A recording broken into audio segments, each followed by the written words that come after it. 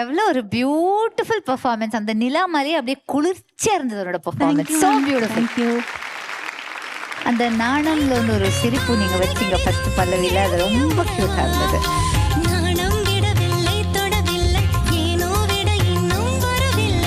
Thank you ma'am. So overall I think loved it Meenu. Thank you ma'am. Meenakshi, எனக்கு ரொம்ப பிடிச்சதுன்னா இது ஒரு டியூட் சாங். சோலோ பாடுற ஒரு ஈஸில் பாடிட்டேன். Thank you sir. It never felt like a Dude.